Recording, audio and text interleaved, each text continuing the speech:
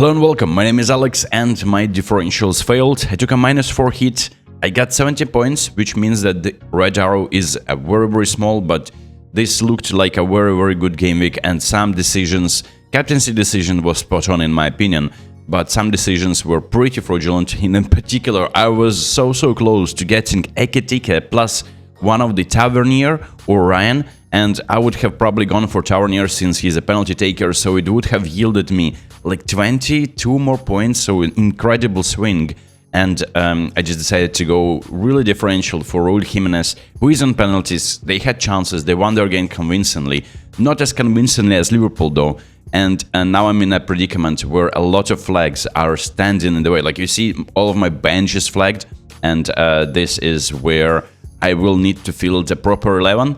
I have one free transfer, which I'm gonna be using for sure, just whether I'm gonna be eating out Haaland for Ekitike or I'm planning a midfielder switch. And for midfielders, I have prepared something. So we're at FPL Focals, FPL.page website, and what I like about this fixture ticker is that it is really flexible. You can change it to your liking, and I really like the way the teams are being marked. So I would also go for Brentford away not being a red fixture for Fulham, but I feel like Fulham have a fantastic run of fixtures, and those who jumped on Wilson ages ago are laughing now because they're playing West Ham at home, Nottingham Forest, and they also have a fixture in 31, and that fixture is Burnley. So that's why I decided to opt for two attackers from that team, and now I'm in a situation where Ekitike is going to be ruining my rank. On the other hand, there's Brentford with a really nice run of fixtures. Brentford, attacking-wise, they still can deliver, but you've seen how dodgy they are in defense. They conceded 3 to Burnley, and it was a 3-3 score.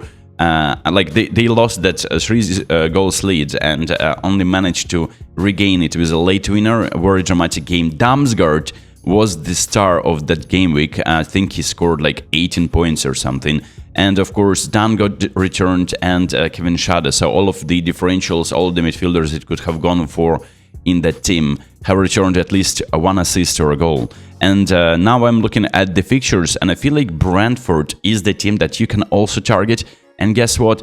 It is Bournemouth that are playing them. And Bournemouth aren't really in the top of this list, because they're playing Arsenal and Newcastle in the game weeks after 32. But I don't think you should be minding that, since most people are gonna be wildcarding them for hitting in subsequent game weeks, and that's my plan. So I saved my wildcard, and I'm not planning to use it anytime soon, before game week 32 at least.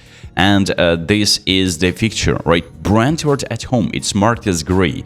I feel like a lot of goals can happen here for both teams, and I am eyeing the Burnley fixture away as well. So Bournemouth, free flying team, if the rest for the likes of Tavernier was enough, because it's a quick quick turnaround of fixtures, and you get really not a lot of time to rest, and he just returned from injury. Hopefully he plays a significant portion of that game and returning me something. And also he's a penalty taker, so I'm gonna be eyeing some Bournemouth players. In terms of differentials, I mean, it's still a fantastic run for Man City. They're blanking almost guaranteed, and then it's Chelsea and Arsenal at home. So people who are selling Haaland, given that maybe the update will be more certain from Pep that he's not starting, or like he's not fit to start the game, I'm going to be looking for that update, and if Pep is confirming that, I'm going to be most likely taking Haaland out of my team and playing Ekitike in there, and it will resolve my problem with not owning a Liverpool attacker, which I had words, and I went for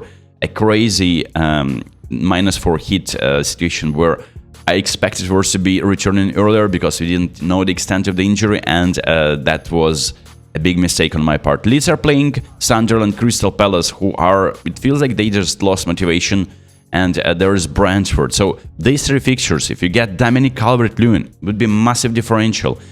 You probably are in for a treat. So I may consider getting him as well, but my idea is to get another midfielder from either Brentford, Fulham, or Bournemouth, right? So this round of fixtures, if you just remove Game Week 33 and Game Week 32, you can see that theoretically Bournemouth have actually good run of fixtures. So I'm going to be eyeing these players, and of course, this is the website all about FPL. I just discovered it, and I really like the interface, and we can see comparison of players, who is the top XG overperformer, and in general, who is looking like a very nice player in the past 5 games. What do we have here? The most amount of minutes was played by Iwobi. So in case if you're wondering whether Wilson is the player to go, Iwobi has just generated just as much XG pretty much, just played 30 more odd minutes, and he can be a very, very interesting differential. He actually scored more points than Wilson, 31 to 26, and not many people are talking about him. And if you want to double up on Fulham midfield, this could be an interesting option. I may consider getting him, but I really want to save some money, so I think Tavernier at 5.3. Iwobi could be an interesting punt if you just trust Fulham attack that much. Danga, if you were watching Brentford game, he was playing so wide, like pretty much like a wing back, and he was mostly crossing, and it was his cross that yielded him an assist. One of those assists were from the game against Burnley.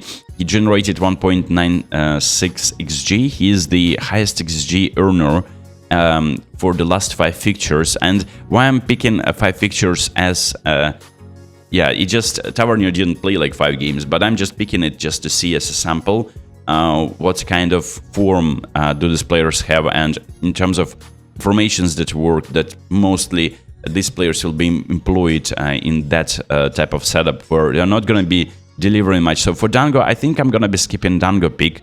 I'm eyeing Tavernier since it's penalties and they're playing Brentford at home, so this could be a very high scoring game. Shada and Damsgaard, very interesting picks. Shada played only 3 games, Damsgaard played 4, and they are, in terms of minutes, about the same amount of minutes, and almost 1 XG for 130, 150 minutes. It's not that bad at all. And then Slobozai, a Liverpool pick, and I'm actually not really overly excited since there is a chance he can be deployed as a right back if there is like Joe Gomez performances are dipping. And in terms of midfield, it feels like it's McAllister who is playing number 10. And when McAllister is playing number 10, it's just like he's just usually likes to take a long shot and just not sharing the ball a lot. Slobozai still will be on set pieces, and this is where you're expecting most of his deliveries. This is going to be probably an assist. And finally, Wilson, I think everyone has jumped on that bandwagon already. And Ryan is a very interesting pick. He delivered, of course, 2 goals, 1 assist, generated a lot of XG as well for himself. But I am probably going to be going for a penalty taker here.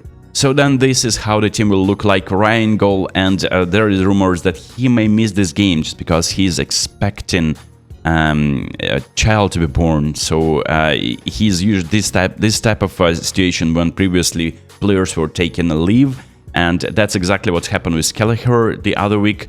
And I have Dubravka against Everton away. Maybe he'll get me some save points. I'm not expecting him to keep a clean sheet, but the goalkeeper transfer is the least of my worries. Then there's Timber, Gabriel, and Virgil. Very solid midfield in Wilson, Fernandes, and Rodgers. I think I'm starting Rodgers against Chelsea. I don't have really any other option. And then there's Sarr, who most likely will be sacrificed for a Bournemouth midfielder. I'm gonna be making like 1 million of this transfer. Sarr just dropped in price, but I'm not sure if that impacted my selling price. And then there's Raul Jimenez against West Ham, where I'm expecting him to deliver me something because I need those points that I lost on a Kitike move urgently. And Haaland could be my captain, depending on the news. If he is fit to start, I'm probably captaining him. If not, Thiago is an option, Wilson is an option, even Raul Jimenez is an option. I'm actually puzzled as to whom to captain then. I may as well just captain Raul Jimenez, but he is just getting limited minutes because with Muniz, he is getting subbed at like 60-70th minute. I'm not sure about the moves yet. I may just even captain Tavernier if I'm getting him. In terms of defenders, I'm not interested to captain them. Really big risk of them getting their clean sheet wiped, and then you're expecting only an attack in return. So this is how the team looks like. Not the best setup, but we're rolling with our differential. Raul Jimenez, he's playing in 31. He's playing right now. West Ham is a team that just conceded 5 goals to Liverpool. You may just want to target that team. And if both Wilson and Haaland are out, I may even decide to take a -4 hit. But that's been the team selection video. Let me know how did you do in the Gameweek 28 and what are your moves for 29, and I'll see you next one. Peace.